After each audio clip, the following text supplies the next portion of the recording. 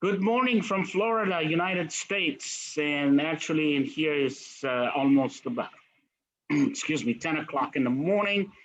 But good morning, good afternoon, good evening to you, wherever you are that you're seeing this recorded program. We have come to another session, which I refer to it as paper recital sessions. And we have our dear family member, who is Sue Dellanzo, who's going to be reciting a paper called We Are Reservoir of Energy. And I can tell you, let me tell you exactly where to find that.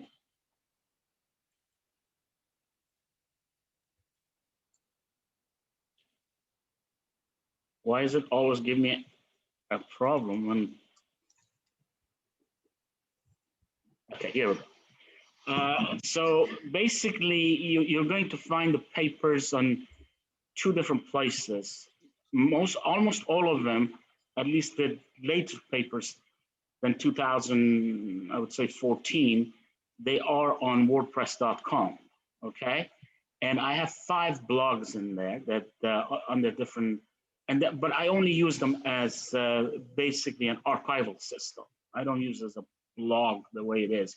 It is a website, but so you can find the archival there. And actually, here's the paper that's there. Okay, it is in the blog that's called Human Physiology and Energetic.wordpress.com. And here's the paper that you can find it there. Now, most of these papers were actually in JPEG format, but the newer ones, I put them in the text format. So you can basically use your translators, and you can also reblog them very easily. The problem was this, that people were reblogging at the beginning, and it was very hard for them because they had to retype the paper. Anyway, here's the paper called We Are Reservoirs of Energy.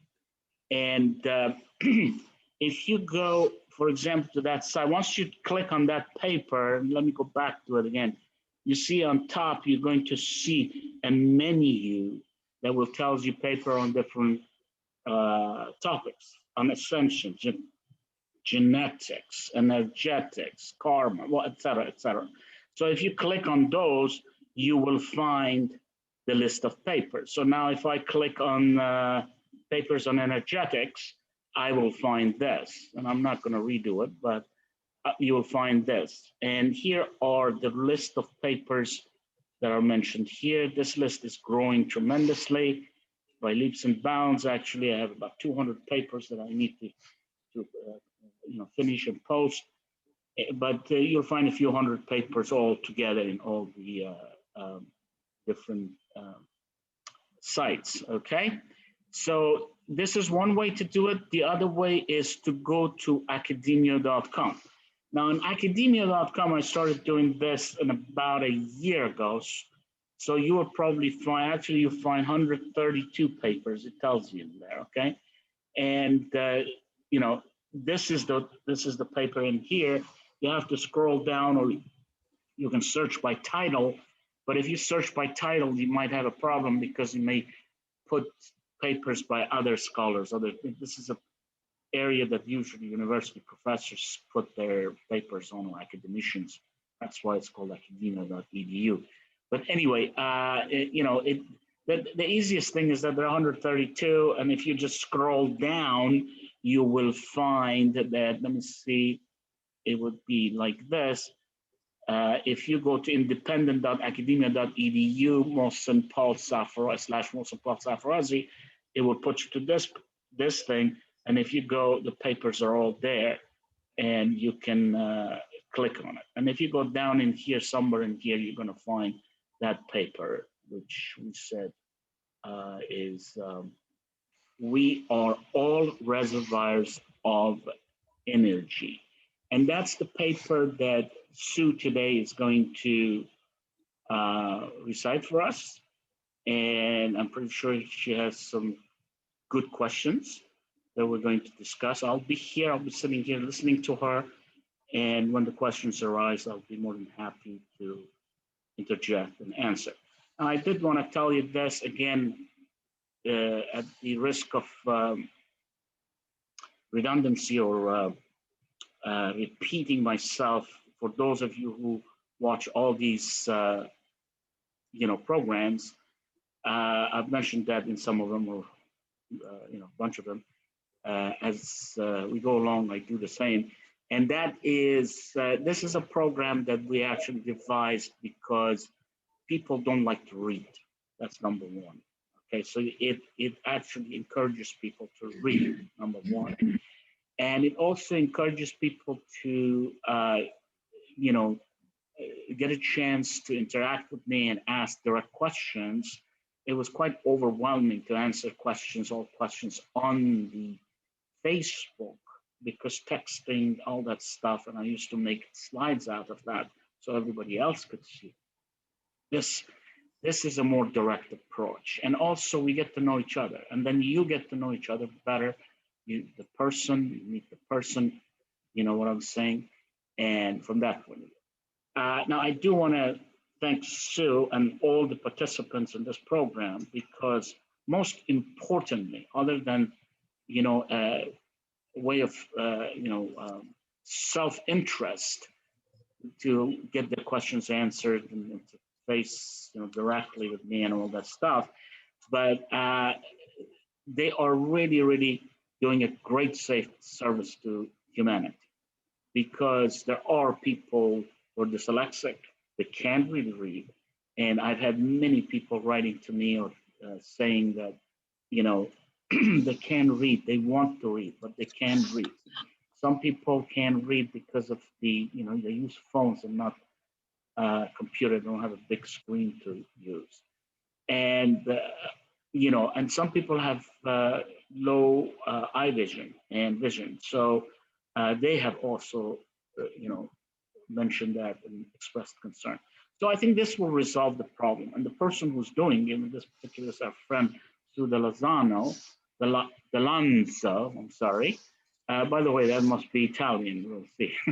She will introduce herself. But, I think it's a great service for these people and everybody else. So without further ado, let me give the, so to speak, screen in this fashion, or podium, to Sue, and she will tell you about herself, and she starts reciting the paper and asks, questions. So it's all yours, Sue.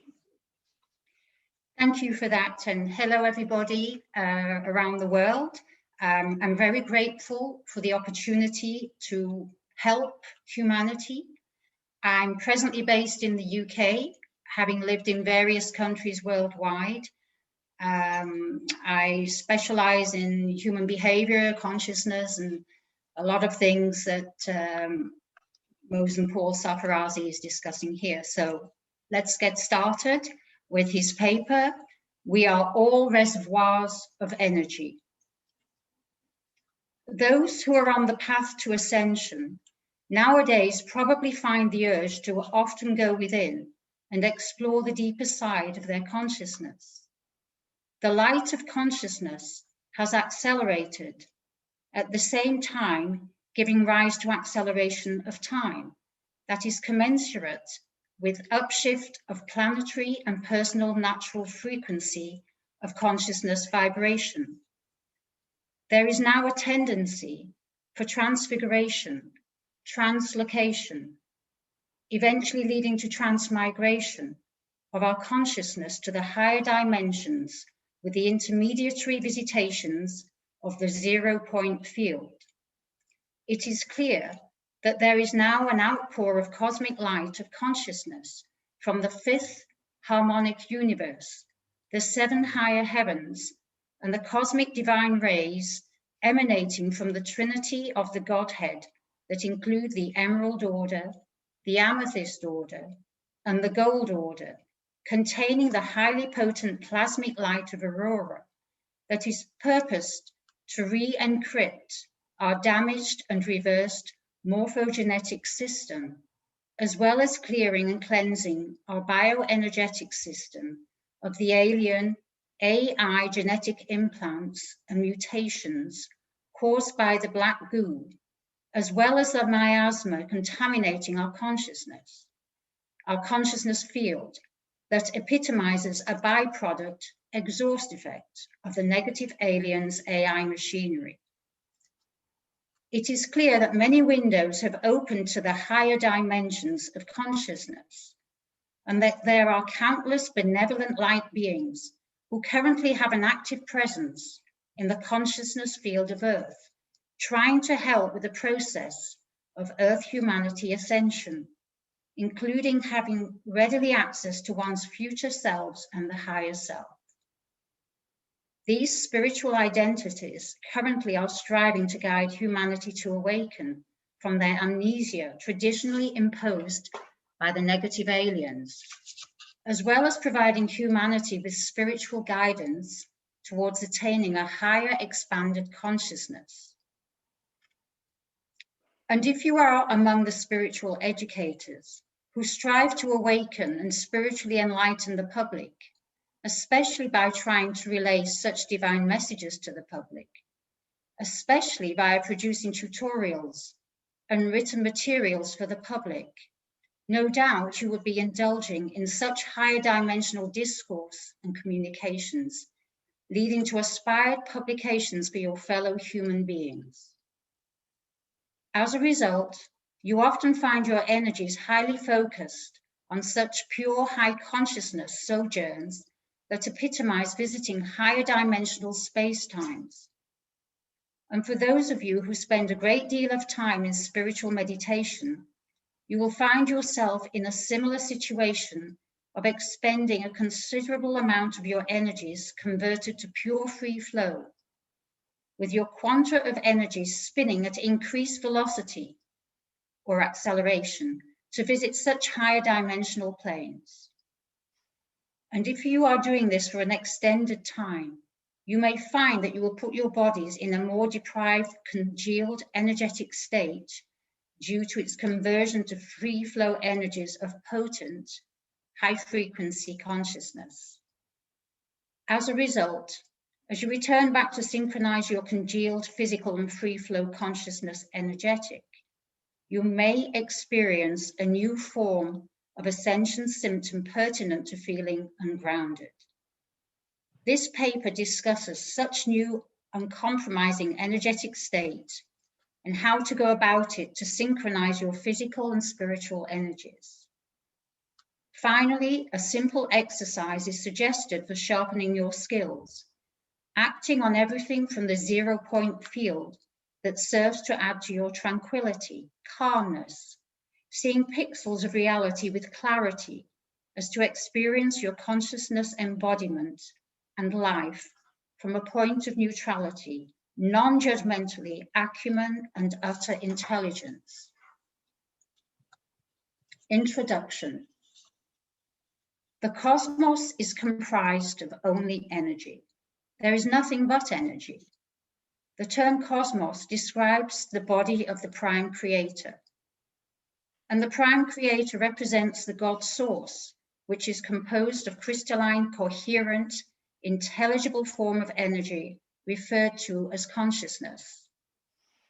The energies of consciousness may be visualized qualitatively and quantified in units referred to as the quanta of energy.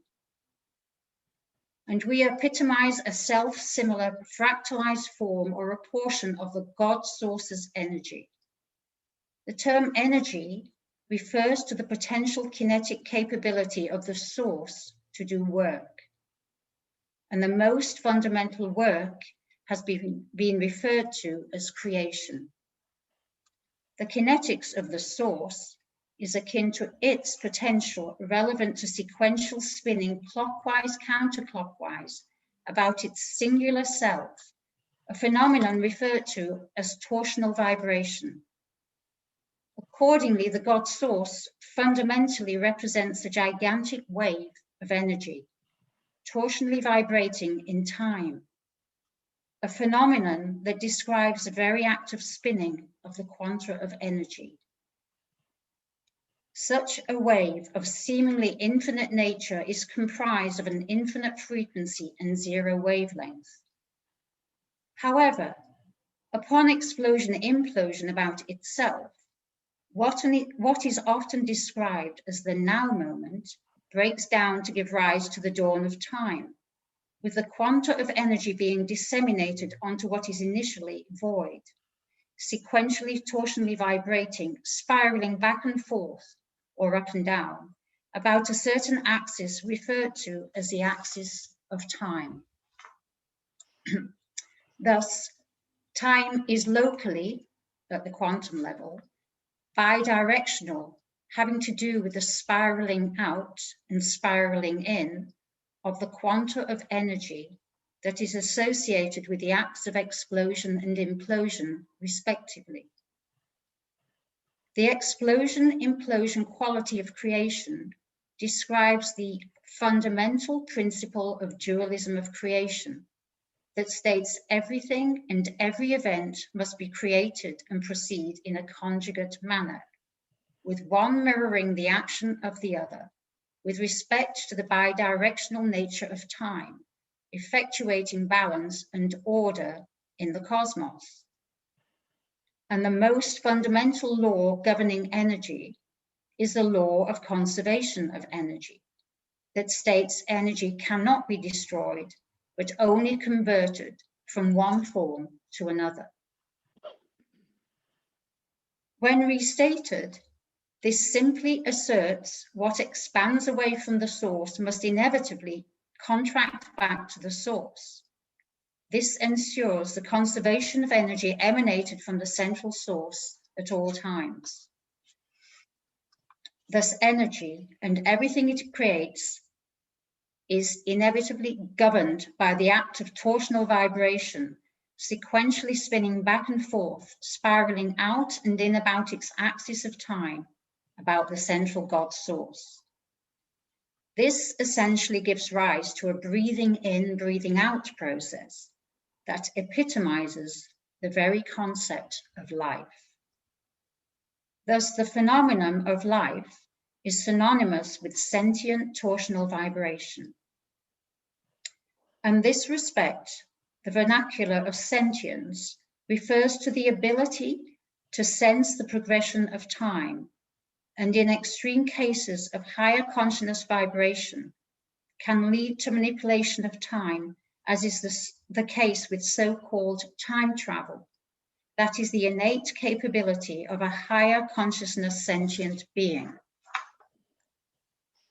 The most fundamental feature with regard to convertibility of the energy from one form to another has to do with the concepts of free flow spinning and progressive congealment of energy.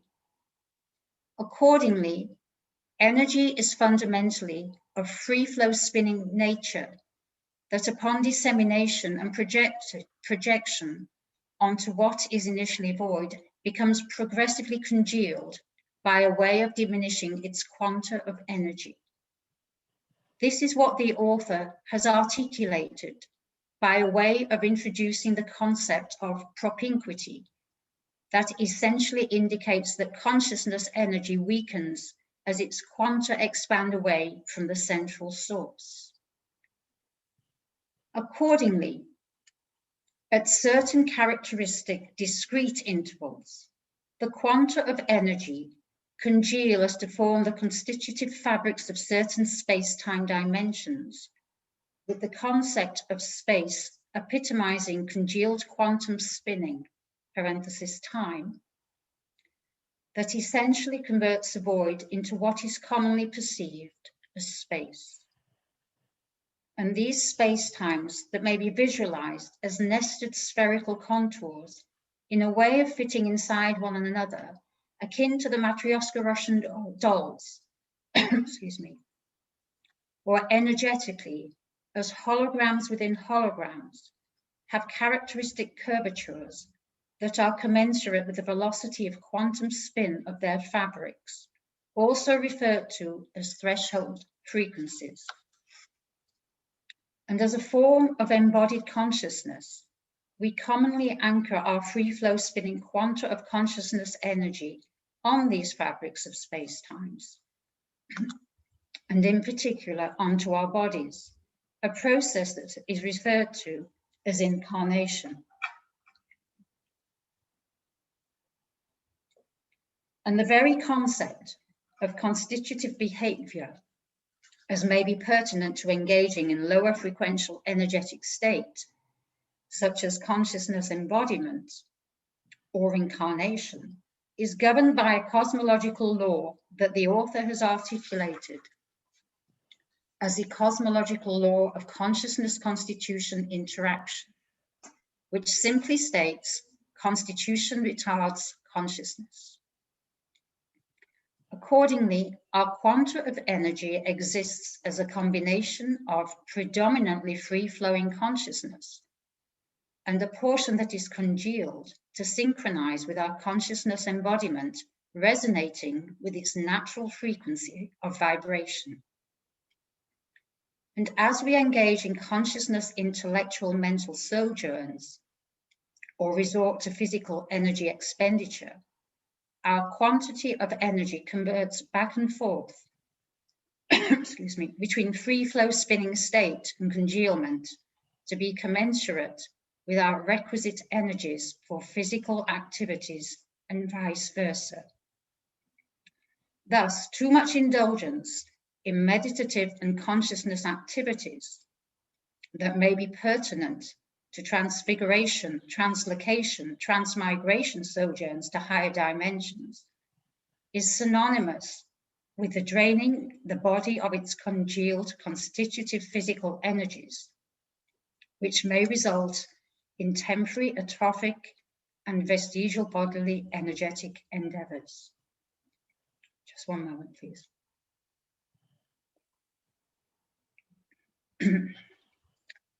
Note that the term transfiguration refers to a consciousness sojourns with totally leaving your embodiment behind. On the other hand, translocation involves a certain modicum of energetic efforts in order to form a copy of your consciousness embodiment via time travel, which entails conversion of energy from the free flow to congealed state while translocating. And should one engage in transmigration, it essentially involves total conversion of remnant congealed constitutive physical embodiment energy to its full free flow spinning state, essentially ascending and anchoring one's consciousness at higher dimensional frequential consciousness state. And indeed, it may be such that one becomes essentially a universal or even cosmic citizen, being able to transmigrate or time travel to any dimensions of consciousness, permanently transferring one's birth transduction record to a free cosmic state. Note, however, such consciousness sojourns has a caveat of conforming with the local laws as a law-abiding citizen, as no one is above the law of one and any form of its local stipulation. Do you want to make any comments? I'm fine. Okay, all right. Answer questions if everything is clear. I think everything's fine. It was the end of the first section. All right. A Reader's Digest of who you are as a human being. Similar to all solar organic consciousness beings, humans are a pool of quantum energies, with the caveat or exception that this pool of consciousness energy is about the most sophisticated in this universe. Excuse me. Initially, you were created as a pool of pure, free-flow spinning quanta of consciousness energy, gifted by God as a way of carrying its quanta of consciousness energy. This is what esoteric science, metaphysics, and most religions refer to as your spirit. It is what may be further described as the self-similar fractal holographic aspect of God. Purpose to have a consciousness, vibrational experience in time, what is commonly referred to as life. And it is purpose that by virtue of you anchoring your consciousness to certain space-time dimensions at various levels of propinquities that define the extent of your consciousness at the time, experimenting with and experiencing the sojourns of life, the God source once again experiences life through you. Accordingly, you are capable of converting and congealing a portion of your energies to varied extent, having physical experience in a variety of space-times of myriad constitutive densities. These form the myriad dimensions of the what is commonly referred to as the 7 higher heavens or 7 super universes that amount to 84 dimensions that are progressively arranged at the edge of the cosmos, constituting the body of the God source or the prime creator. Each universe is formed through the holographic projection of 3 consecutive rays of light that epitomize the conglomerate form of the God source, that are arranged in terms of color, frequency, and light quotient, that constructively interfere with themselves as waves of energy of light to create a holographic form through which you identify yourself as a human being. Accordingly, human beings are the most sophisticated form of holographic receivers and projectors of light in our Nebudan universe. And in order to give you, and ultimately the God source, the most optimum and effective experience of life, your quanta of energy have fragmented themselves to anchor themselves to myriad space-time dimensions with varied fabrics of congealed constitutive energies, matter, antimatter. And as it stands, currently you have as much as 144 distinct soul aspects, experiencing life multidimensionally and simultaneously in what is referred to as the now moment.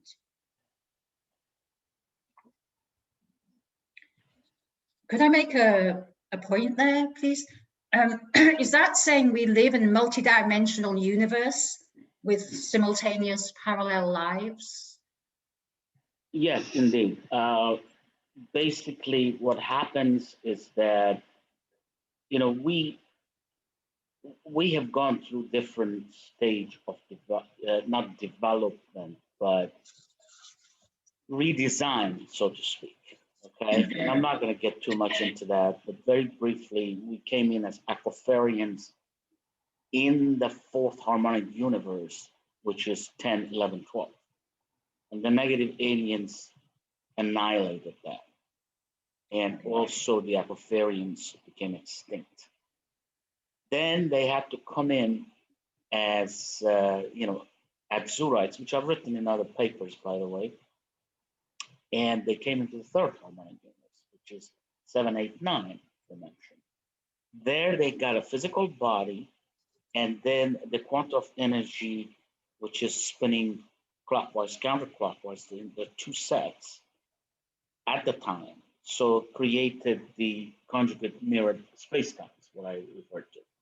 In other words, you and your twin soul. Same thing, of course, applies on a macro scale, which, planetary level. So we had Gaia dividing into Polaris and Hyperborea. Okay. During the electric wars, the negative aliens came in there and again annihilated all that. Okay. So it came to a situation that they created humans in the 2nd harmonic universe in a program that's called Transmuseum. And that was, they took 12 of the best strands of DNAs of the Orpheum angelics and created the human form, which is called the transmusium prototype. And that became our ancestors. So they were living there. But the problem is that when you go from fourth harmonic universe to third harmonic universe, now you divide it into two. Now from third harmonic universe, you want to come to second harmonic universe. You know, as you go to lower universes, the frequency becomes much lower. Okay, the light quotients becomes much lower. And you can accommodate these higher frequencies. Time is progressing much slower. Consciousness level is slower. So what you do, you fragment, you fractalize the pool of consciousness energies. So they created 12 actually I call them expressions of you. So these were 12 people, 12 identities, okay? They're all part of the same seed of consciousness, but they are vibrating in different, now, parallel space-times, okay? There are two types of space-times. One is the main space-time, like going from 12 to 11 to 10 to 9, etc., or all the way from 356, if you're thinking about cosmos. The other thing is that within the system, you can create space between space, so to speak. In other words, it's kind of like taking a series of disks all sitting at the same point, or a series of spheres all occupying the same space, but each one is spinning about a different axis, okay, which is called the phase angle, okay? And so this gives rise to a concept of parallel dimensions. And of course, the anti-parallel would be the opposite of it, which is the 180 degrees. Because again, if you go, I don't want to go too much into this, but when you have conjugate space-time, the time is flowing in opposite direction. So they're 180 degrees apart, okay? So anyway, so in here you have 12 within the same type of cosmological space-time, okay? Or the holographic aspect of it, which is the conglomeration of three of them coming interfacing with each other, forming a volumetric space, okay? But they are spinning at different, axes, which is timelines. So there are basically 12 timelines. So there's 12 aspects of it, okay? So now we have 12 human beings too, which they all had crystalline consciousness. And by the way, at this point, what they did, they said, we're going to give you have 12 strands of DNA, crystalline silicate-based strands of DNA, but we're going to assemble all of that, but 5 of them are going to be fully activated. That's why you're in the 5th dimension, right? The other 7, you strive to expand your consciousness and reach to the avatar state. And by the way, this would provide a safe way mechanism to keep the integrity of the modern universe. So the negative aliens that have been chasing us down through dimensions, they can't. Because once you go to the avatar state, you connect to the 0-point field, and you connect back to God. So even anything happens in the universe, the human beings, first of all, have the genetic records of everything in the universe, okay, which could be reproduced, recreated. Those species, if they go extinct, you can create it because the records are written in our genes, okay? So it created a failsafe. So that was because it's not like aquafarians, they get extinct and they're gone. Polarians gone, Hyperboreans gone, and all this stuff. This time you are expanding your consciousness and you're going back and reclaiming the 10, 11, 12 dimensions that they were annihilated, or they were actually within the ring of fire, what you call it. Okay, it's like there's a wall in time. You can't really go in there. Okay, so anyway, after that, in Tara, which is the 5-dimensional version of Earth. By the way, Gaia is the 7th dimension of Earth, and Armatena is a 12th dimensional aspect of Earth. And every time it's the same Earth, but it becomes more congealed. You know what I'm saying? Occupying lower dimensional space. So anyway, at this point, there's, all these things blew up, and through the gateway of sun, our sun, they all came into the into the first harmonic universe, which is dimension 1, 2, 3. So now there was a group of Guardian founders that put their efforts together under what is known as the Pleiadian covenant, and they re-encrypted our morphogenetic system. But again, they had a problem that one of the soul expressions is not going to fit in here. So they had to divide that into 12 soul aspects. So now you have 12 times 12. You have 144 soul aspects in the first harmonic universe. Okay? Now, this is the process of fractalization. Now, when you ascend, your task is that to get all these identities, personalities back together and refine your vibrational system. So it's vibrating here, vibrating there, vibrating there. But if you fine tune this, they all vibrate about one central thing, and you go to the second harmonic universe. If you fine tune those 12 soul expressions, they go into the third harmonic universe. And if you tune the 2, you become avatar.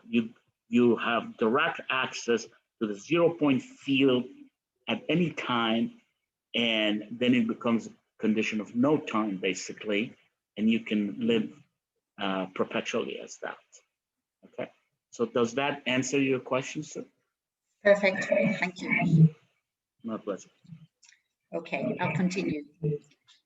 Additionally, through experimenting with these diverse space-time dimensions, experiencing varied programs of consciousness reality being streamed upon all of your soul aspects by a way of being projected to these different space-time surfaces, behave as substrate films that may be perceived as being progressively recorded upon or giant curved TV-like screens. You are capable of becoming progressively more spiritually aware or enlightened, essentially giving you a trait of consciousness expansibility. Thus, as your quanta of energy learn with the myriads of space-times, you are able to ascend and transmigrate from the lower, outer, to higher, inner space-time dimensions or harmonic universes. What is interesting, that as a reservoir of consciousness energies, you are able to congeal and free flow your quanta of energy, sequentially revert them into constitutive or physical state, and vice versa. Accordingly, you perceive yourself as having a body and a soul spirit, in which your body constitutes your congealed energetic state, and your soul spirit, your free-flowing consciousness energies. Actually, in reality, the term soul is something that acts as a liaison, going between or connecting your congealed consciousness embodiment and your spirit, at the same time recording the sojourns of your consciousness embodiment experiences. This is also why when you sit still for long periods of time and are not active doing anything, you practically sink your energies and feel tired and physically energy-less. Conversely, when you are physically active through athletic activities and such, you demand of yourself to convert more of your energies from the free-flowing to the congealed or constitutive state, practically revitalizing our physical state.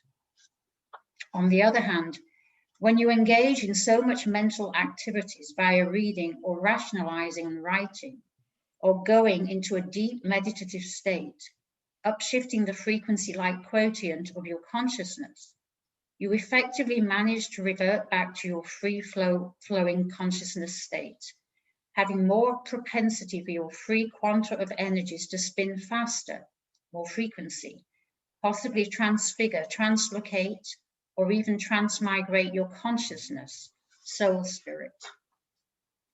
Accordingly, when you upshift your frequency of consciousness by resorting to a meditative state, or through inspired consciousness states leading to creative endeavors, upon returning to your routine physical state, there is a discrepancy between your congealed constitutive physical and free flow spinning consciousness quanta of energy. This often manifests as a form of raising your heart rate that you will knowingly or unknowingly experience. Heart palpitation while awakening. Another example of such an experience that you may have heart palpitation occurs early mornings and just before waking up. This transpires as a result of your soul returning to your body after consciousness sojourns during dream state at night, that your heart races in order to accommodate your soul's returning back to your body through synchronization of your body and soul frequencies. Note that often during sleep, your quanta of constitutive congealed or physical energy convert back to their free flow spinning consciousness states. Accordingly, your soul parts from your body to undertake, parenthesis, subconsciousness sojourns, putting you in a dream state that is apparent via REM, rapid eye movement. Here your consciousness travels, mostly via transfiguration, totally leaving your body behind, visiting other dimensions of time or states of consciousness. Alternatively, you may take a portion of your congealed constitutive energies, or may convert your energies on site accordingly to a form of type of consciousness embodiment for better and more vivid or lucid consciousness experience while in the dream state. And in the extreme case, you may transmigrate your consciousness by totally leaving your body and never return back to it, ascending to higher dimensional realms. Of course, this is often perceived on the physical plane as dying in your sleep. So if you experience waking up in the middle of night or in the morning and feeling the palpitations of your heart, relax and be joyful. It is one of the most intriguing and spiritual moments of consciousness experience. It occurs because your soul spirit returns to your body after adventures transfiguring or translocating to higher dimensions. As your frequency of consciousness vibration is high when it returns, it must transduce itself. Meanwhile, your heartbeat adjusting to find mutual resonance. Note that the 0 point unified field exists at all levels and scales. Most vitally, it epitomizes the point between each in-breath and out-breath a sentient organic consciousness being undergoes. It also represents the neutral or equilibrium point between 2 consecutive pulsations, palpitations, or sequential vibration of your heart. Indeed, as you take a breath, or as your heart pulsates, you are privy to consciously transfigure between myriads of parallel, anti-parallel space-time dimensions. This transfiguration is, however, of quantum manner and remains undetected by the frontal brain. And do not mix astral travel with higher consciousness. The two have historically been opposite of one another, with astral travel having its root with negative aliens who have had their headquarters in the astral dimension lower fourth, constantly streaming upon humanity reversal consciousness or phantom programs of reality. Personal experience. The author has been experiencing the raising of heart rate after coming back to a state of rest from mental or consciousness sojourns, while being attuned to higher dimensions of consciousness, undergoing inspirational thoughts as to create new works of spiritual nature, while trying to write and record the information received. And while the higher dimensional consciousness travel or attunement to the higher dimensions of thinking are utterly joyful, enlightening, and delicious, the very act of recording one's thoughts is often laborious and time-consuming, that requires expenditure of physical energies to be meanwhile attuned to the low physical state for the purpose of writing and archiving the information. This is also particularly challenging as one tries to translate a telepathic message or finding to simple language that all can understand without even much use of symbols or mathematics. As a result, it leads to an unprecedented amount of physical energy expenditure that drains one from one's physical energies, leading to even exhaustion, blended with feeling of physical pain that is often one's cue to stop, even when the thought process is overflowing with information that needs to be further recorded.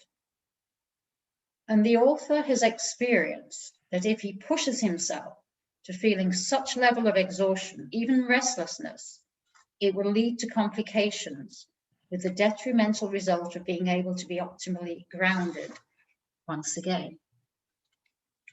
Furthermore, the experience may lead to somewhat catastrophic emotional state if one suddenly gets up to perhaps get synchronized with physicality that often leads to ungroundedness. And as it happens, we are conditioned to feel anxiety when we cannot feel we have full control of our bodies. It may even lead to dizziness and disorientation that occurs as a result of ungroundedness. In particular, anxiety triggers bio-electrical chemical responses in the body via inappropriate activation or use of endocrine system that seems to release certain hormones that may even incite a fight or flight or freeze response.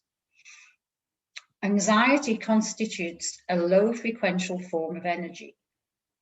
Thus, submitting to anxiety has the additional disadvantage and deleterious effect of pulling you down to even lower frequential energies, referred to as louche.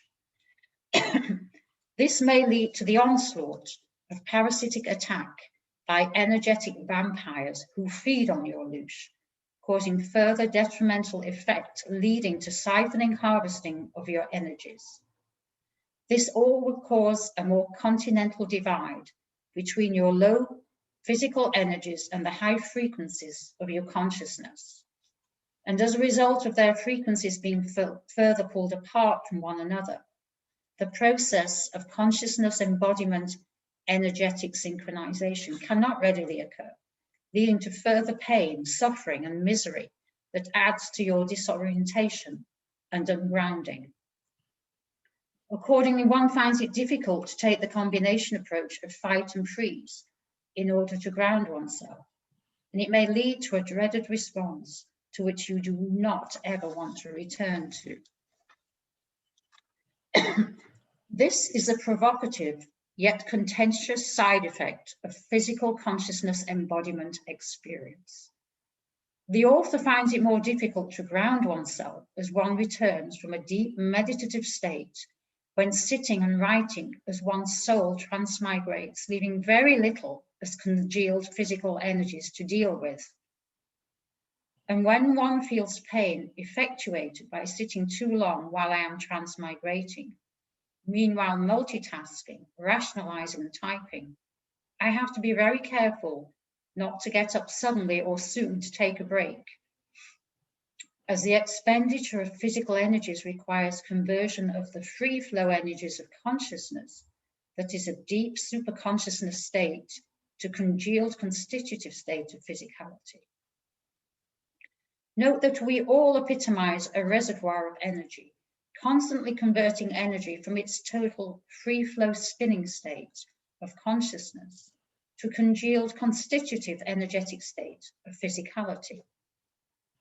As a result, you can feel highly disoriented and can even cause anxiety, even in the most enlightened of us, because it activates your endocrine system by default to release unwanted hormones that can lead to anxiety or panic. Especially since the author's efforts entailed not just transmigrating, but also striving to translate the light language information into clear English statements that could be readily digested by the average person, as opposed to the readily use of symbols and mathematics that would be easier. The act of physical rationalizing, typing, etc., exasperate the process because it requires expenditure of congealed constitutive energies of physicality. So the author has learned that what happens is similar to wakening up early in the morning when the soul returns to body, that is accompanied by palpitation and raising one's heart rate as to synchronize the low physical vibrational energetic state and the high energetic vibrations of the returning soul. So if you sit for a while and engage in loving high frequencies and wait for a while, you progressively synchronize your physical consciousness vibrational energies and accordingly ease up to ground yourself. And now we have a useful quantum consciousness vibration exercise. Note that human organic consciousness is a quantum vibrational phenomenon. It best functions when it remains connected with the 0-point field, with equal intervals of expanding away and contracting back towards the source. So it remains within the open loop free energies of the God source. Furthermore, the more propinquity with respect to the 0-point field, the most stable is the state of consciousness that is guaranteed by the God source as the source of support for our consciousness vibration. High propinquity with respect to the 0-point field of the God source offers a higher frequency of consciousness with reduced futile wavelengths of vacillation. And this is particularly needed when one finds oneself in a state of feeling ungrounded and helpless. Accordingly, one must always strive to stay within close proximity or propinquity with the 0-point field of the God source. Having high propinquity with the 0-point field serves remaining in the state of tranquility and calmness. Thus, one can be at the state of observer point, better seeing and deciphering the pixels of reality that are paraded before us. This way, one indulges in better exploring one's sense of sovereignty and exerting one's right of free will as a God sovereign free consciousness being. This affords a person to always stay calm and collected and be fully in control of one's consciousness, senses, and embodiment. And instead of triggering futile self-destructive impulses of helplessness, ungroundedness, doubt, lack of self-confidence, self-assurance, even self-loathing, or any other form of self-destructiveness, one sees and reacts upon everything from the high standpoint of wisdom and intelligence to take advantage of the opportunities our reality offers. This way, one does not respond with futile anxiety, fear, doubt, and lack of assuredness inundated with impulsive judgmentalism, and instead makes decisions with refinement and acumen. Accordingly, the author about a decade ago discovered the helpfulness of the following practice to sharpen one's skill of being able to always remain in the 0 point field, in which herein it is recommended as a fruitful exercise. Take a piece of quartz crystal and mount it on a string. Hold the string steadily in front of you, and through focusing your attention to the quartz crystal, and by attempting to communicate with it, try to make the quartz crystal and the string oscillate as a pendulum before you. And by sharpening your attention on the quartz frequential energies, and by being in sync with it, resolutely ask the quartz crystal to progressively vacillate more or less, faster or slower. Continue with this exercise by asking the quartz crystal to either reduce its wavelength or its frequency of oscillation.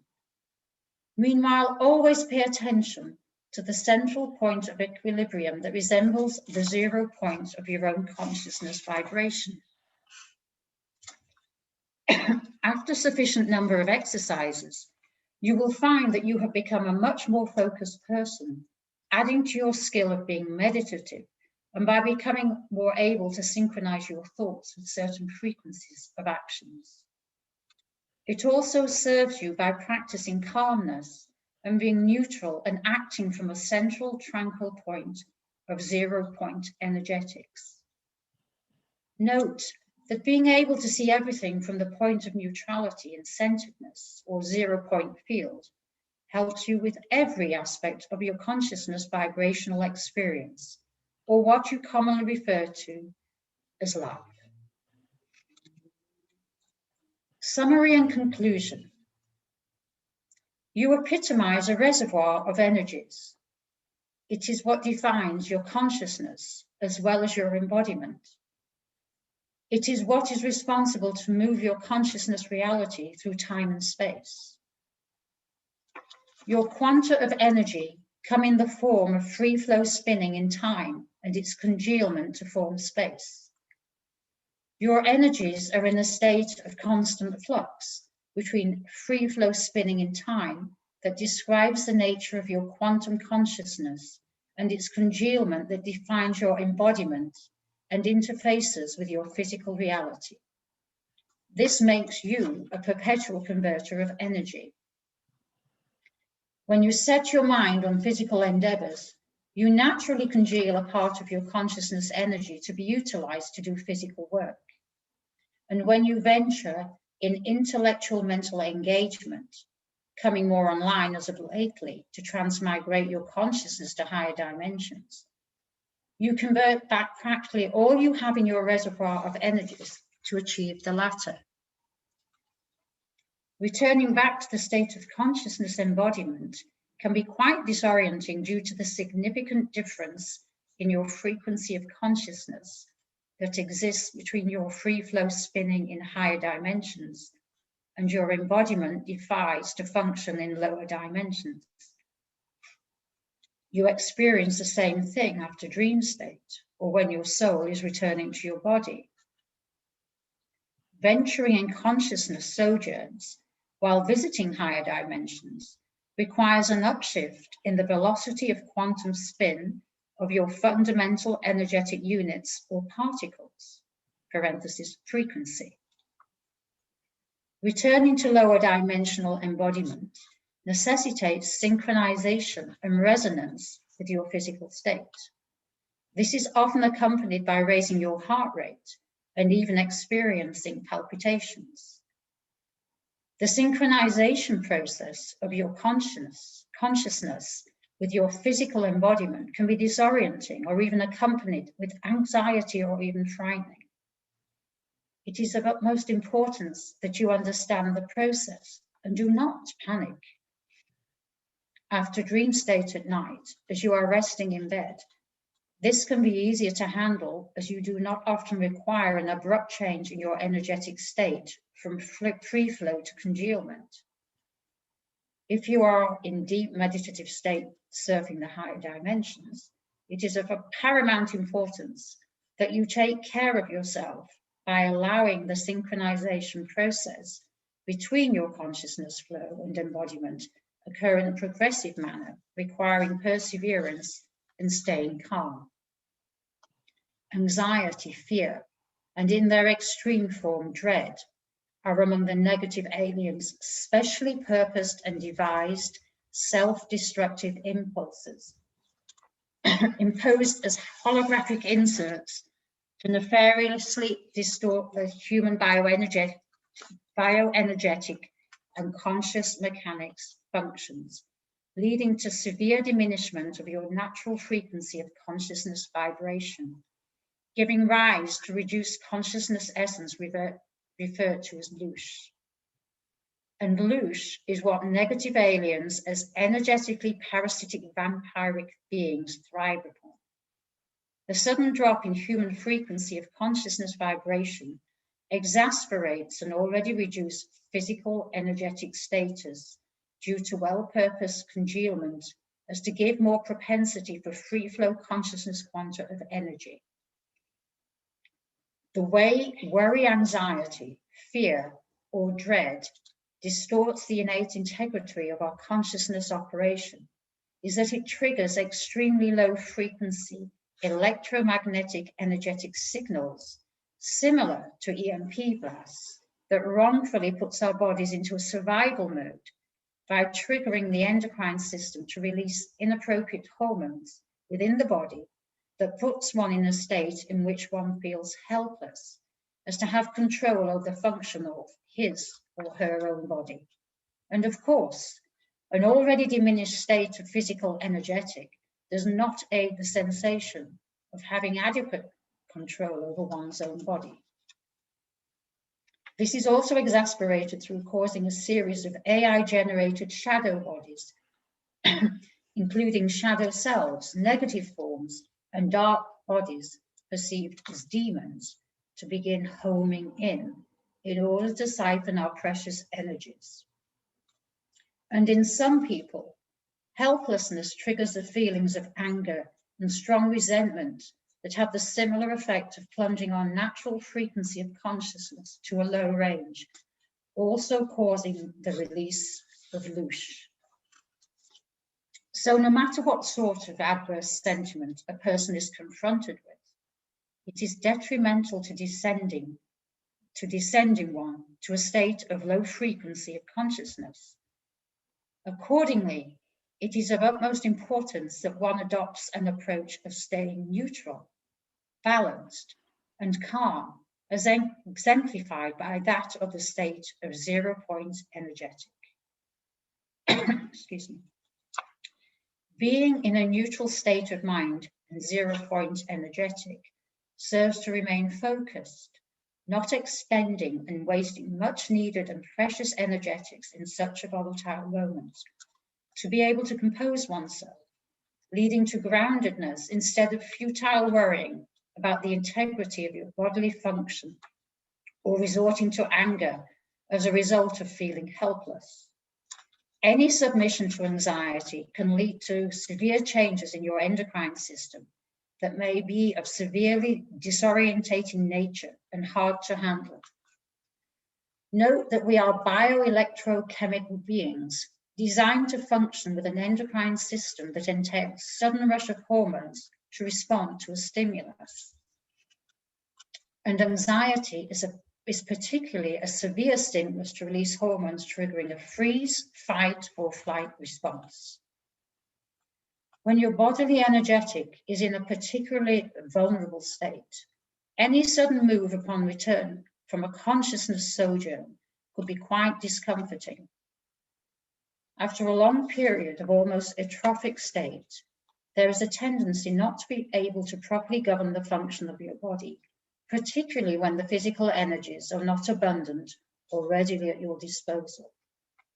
There is a particularly vestigial bodily energetic state nowadays occurring as a result of evolutional processes that may also have been exacerbated by lack of exercise and proper training of the body. And this can lead to anxiety, as one cannot understand the functioning of his or her own body. Lack of allowance of adequate synchronization of the consciousness embodiment process vestigial energetic state exasperated by the ongoing evolutional process, sudden moods, and improper onset of endocrine activities of the body, especially exasperated by allowance of anxiety and panic to set in as to trigger a fight or flight response. This can lead to further complications, suddenly increasing the heart rate that can lead to disorientation and feeling of ungroundedness. Knowing what your body and consciousness experience should alleviate the problem of returning from a higher dimensional consciousness sojourns. Accordingly, acumen indicates not to take any sudden action by letting your consciousness synchronization to first proceed. And then it is of paramount importance not to panic or allow anxiety to set in, so you can once again feel your physical environment and adequately ground yourself.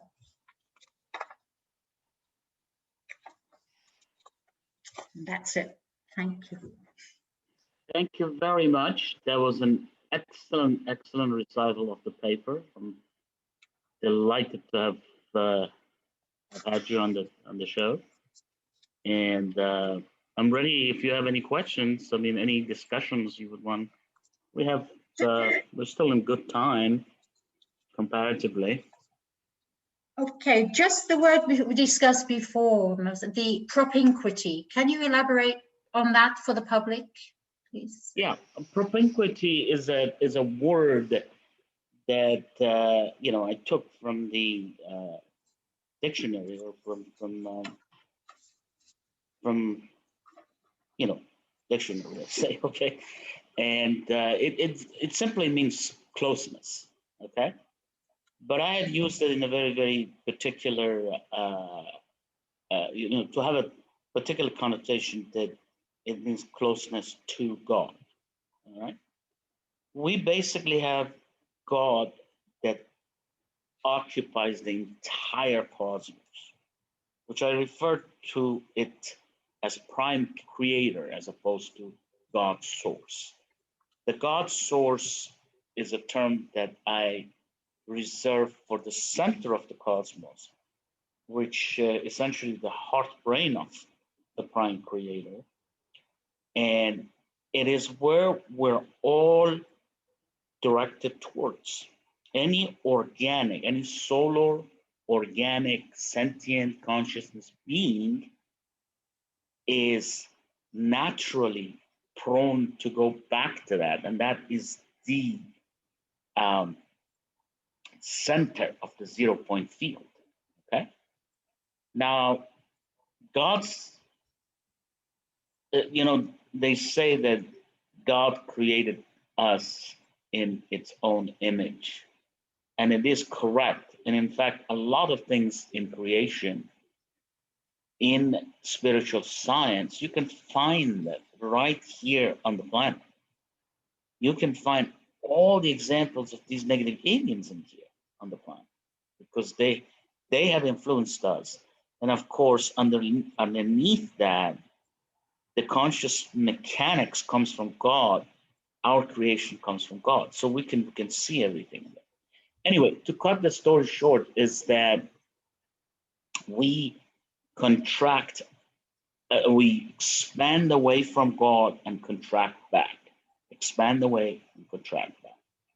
Of course, we are anchored in certain part of the, what I call the neural network of God, just like we have a neural network. It runs from our brain to the, you know, to our, so to speak, hyaline, which is the, you know, spinal cord. And then it has meridians, you know, lines that, you know, spreads all over our body, basically, you know.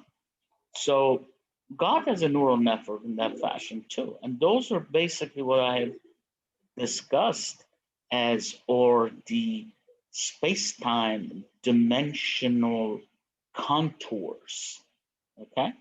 So wherever you're in this holographic cosmos, you anchor yourself at some point to the neural network of God, okay? and it all goes back into the center of a sort of a curved spherical type configuration. And so basically you expand away, you contract towards, you expand away, you contract towards. And the propinquity, I use that as another measure other than the frequency, which basically means the velocity of quantum spin of your quantum energy, okay? If you want to think about it in terms of wave, it would be like the waves that are going this way. It means the number of spikes within a set interval of time, which basically hertz, defined as cycles per second, you know? And the other thing is light quotient. God is light, pure electromagnetic energy of light, but with full spectrum, infinite spectrum of frequencies, okay? So the other thing is light quotient that I am used to, and I believe others have referred to it too, as a measure of consciousness, because you measure the amount of light that you have, and we are all beings of light. By the way, you might want to consider Sue coming and reading that one. We are beings of light. It's a more of a scientific way, and really, I mean, we could say we're beings of light, but right there, it gets to everything that, you know, mainstream science has already understood, you know. So that's the third measure, but the second measure. And then the third measure that I introduced, I thought that's the most intuitive that anybody can relate to, a non-scientific, well, I mean, all of us should be scientists. Spirituality is a spiritual science. There's only one science. All these other things are classification in the mind of human beings. You know what I'm saying? But in any case, when you talk of propinquity, closeness to God, it's very intuitive because we all seek God. Okay? So I use propinquity as how close you are within this big cosmos of ours, where you've anchored your consciousness. Okay? And as you remember, we talked about it's like a concentric, spherical or curved sort of space-times, something similar to the matryoshka Russian dolls that fit within each other, you know? So we have this space fits within this space, which spatially you go this way. The smaller space fits in the bigger space, but the smaller space is actually the one which is the most concentrated consciousness, energy of consciousness. So it actually contains the other ones. It's kind of a little difficult to understand that, but it's true. So anyway, propinquity means closeness. And wherever you are in this cosmos of ours, wherever you've anchored your consciousness, whichever dimension of consciousness is, the closer you are to the center of the curvature of this whole curved system, okay? The closer you get that, the closer you get to the center. It's just the control center, it's the mind of God. It's the actually heart brain of God, what I call, which I refer to as God source always. So the closer that you are there, the higher is your consciousness. One very simple way you can understand this is just think about a source of light, okay? A bulb or whatever, fluorescent light, whatever. I mean, clearly, the closer that you are there, there's more light. There's more clarity. You can see things much more clearly and better, and that's consciousness. Consciousness is cognitive sense is a way of is the power to observe things, the pixels of light, basically. Okay, so propinquity, we use it in this kind of a specialized term. It simply means closeness to God, and by that we mean the center of the cosmos, which is the body of God. And by the way, I want to tell you something, think about this. I'll leave you with this thought. We have an inner cosmos, which is exactly like God's body of cosmos, okay? And if you can reach within, and reach to the center, you reach God. And if all these offsprings of God, which are scattered with their, spirits or quantum of consciousness energy everywhere, if they are all focused, they all come to one point. That's the point of singularity that everything exploded and imploded from. It's the very, very essence of God, the very, very, if you want to consider the position or location of God. Okay? Perfect. That's Anything perfect. else? Finished. Very good. Wonderful. Again, I would like to thank you for doing this marvelous job. And we will finish this session at this point until next time. And we hope that we did provide a service, which I'm sure we did, for those people who can appreciate it and have the sense to see that and decipher that. And until next time, I bid you farewell. And if you would like to say goodbye to them. Thank you, everybody, for listening in. And thank you, Mohsen Paul Sarfarazi, for the opportunity. My pleasure, man. My pleasure. And I think you did a wonderful job. Okay. Thank you very much. So we end at this note. Wonderful. Thank you.